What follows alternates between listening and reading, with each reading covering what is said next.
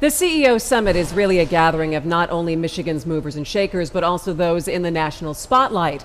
And one of the people playing an important role in the national stage has strong ties to Michigan, former Governor John Engler. These days, Mr. Engler is the president of the Business Roundtable. Former Governor John Engler, thanks so much for joining us. We appreciate it. Well, thank you very much. It's a delight to be back in Detroit, to see everything that's going on downtown and to hear about, eventually the promise for the neighborhoods as we get a functioning working government again. And we will talk a lot about Detroit, but first off, I want to talk about Michigan as a whole. I know that you were just back here recently in the state talking about that this is the place to do business, to do manufacturing. How has Michigan and the business environment changed in the last couple of years, would you say? Well, I think that Governor Snyder gets a lot of credit because he's really put some focus where it needed to be on what's it going to take, and that's what Doug Rothwell and these business leaders are talking today about, what's it going to take. And the recognition has to be front and center in everyone's mind that it takes an ability to win the competition, and that's exactly what they're focused on. How do you beat the next state over? Indiana's been very aggressive. Governor Kasich in Ohio is trying to do things. Everybody at the state level is stirring things up, and they're really competing, and so you want to carve out a niche. Michigan has always been blessed because you've had the auto industry, and some would say cursed because of the dependence, but I always used to say to the analysts out at Wall Street, would you rather us not have an auto industry? Would we be conceivably better off? And with the auto industry coming back, it's provided some economic strength. Unfortunately, our starting point's a little bit low, so we've got work to do. Two things I think are really important to Michigan. One is that there be a national strategy for growth, which I don't think we have at the moment.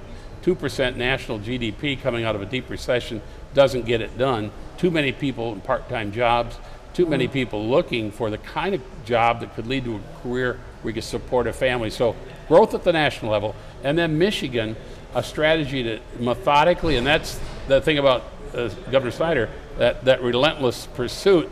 If we can get the problems that we have fixed, and I think on that list has to be continued effort to improve the quality of education, because I believe at the end of the day, the state with the best schools still has the best chance to win. Well, speaking of schools, Common Core, that's one of the issues that we're fighting about in the legislature right now.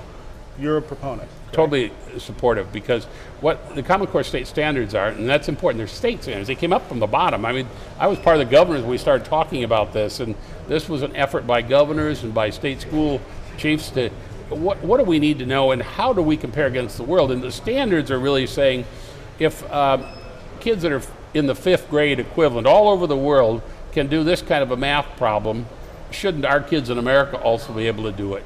And then if they should, then the next question is the assessment, how many can? I think every child at the end of the 3rd grade ought to be proficient in reading. Our national data is that 2/3 are not. So we've got improvements to make across the board. The Common Core state standards initially are focused on reading and math, and that's the core part. I mean, pretty core. You've got to be able to read if you're going to succeed. And you got to be able to measure. And you got to be able to make sure that kids exactly. So the legislature, to their credit, stuck with this. Some of the criticism, I think, is really off base. I mean, there's been all kinds of wild suggestions. You think there was an office in D.C. that wrote this up. It really comes up from the bottom, and there's standards. The question is, and math, I always say, is a good example. There's not a conservative or liberal answer to a math problem. There's a right or a wrong answer. We want our kids to get the right answer. Governor, what are the policies that are holding back growth? You talked about a 2% growth rate. Yeah. We'll be lucky to hit that this year.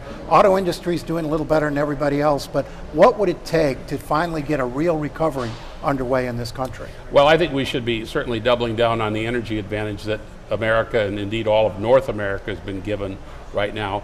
I'm going to quote Andrew Liveris in my remarks to the group, where he's saying that, look, we have a low cost advantage today for manufacturing that's energy intensive, where you're doing value add. So let's coal and gas you're talking about. I'm really talking about natural gas specifically. Gas. I mean, I think there are coal strategies. I'm not of the belief we should. Wasn't too many years ago, 50% of our kilowatts came from coal, probably down to about 40 now. But I'm not sure we should risk going to zero the way, say, Germany's trying to do with nuclear power. I think you need a mix. We need to keep working on the clean coal technologies. We need to keep working on energy efficiency. But we have the potential for North America to be net exporters of energy. The U.S. this year in 2013 passed Russia as the leading producer of oil and gas together. So we're number one in the world. We have a tremendous advantage. We want to build a Keystone Pipeline. That's just part of it. But we also want to. I've suggested when it comes to getting new plants and new investments online, let's treat it like we've got an economic emergency. We're kind of at the 1-year anniversary of the Hurricane Sandy. You know, we after that we said, boy, we got to get these permits out the door. We got to start building. Got to start getting this stuff repaired. Well, we got an economy to repair, so let's get the permits out the door just as fast for those kinds of projects, so that Dow Chemical doesn't spend 5 years trying to get a permit for a big plant they're going to build on the Gulf Coast. Governor, I want to talk a little bit about the city of Detroit and the declaration of bankruptcy in July. What was your reaction to that, number one? And number two, in hindsight, looking back, is there anything that you think that you could have done during your time in the administration to stave this off? Well, I didn't want to run for mayor, so that was ruled off. But as a governor, I spent a lot of time talking to the mayor back then about, and we had ideas that we thought made sense. We wanted to, in those days, get the schools completely in the hands of the mayor. We thought, and I still think that makes complete sense. I think also we talked about how the lighting department could become, DTE could have taken that over, how the health department should have been run by Wayne County, saving expenses, how the mental health services could have been done by the county. Really, Detroit tried to function for a lot of years as the 84th county. We have 83, but they really wanted to be, there were 83 counties and Detroit, and they took on a lot of extra costs because of that. I mean, the state didn't negotiate their pensions, but one thing we did do that was an effort is, under Proposal A, we went from, Detroit had almost a 40 mil reduction, I think, in property taxes at the time, which is hugely important. We were trying to get Detroit at the time also to think about the income tax rates and try to bring those down gradually so you could get a better, more competitive environment. But a lot of Detroiters would say that part of that deal was that we would get extra revenue sharing, and that end of the deal didn't hold up. How would you? I would agree. I mean, we did a fixed sum, and it was interesting because, I've never actually gone back and do the calculations because revenue sharing was on a per capita basis, right, sure. And it would have declined dramatically. So as we were explaining to the administration in Detroit at the time, that flat number was a better deal than just getting a formula reduction. But in the end, we didn't end up getting it. I understand, but eventually I have to leave office, and what happens after? There were a lot of things that didn't get done the way I might have done them had I been around. I heard you once call the Detroit City Council at the time the worst elected body in America. What role did leadership play in getting Detroit to this point?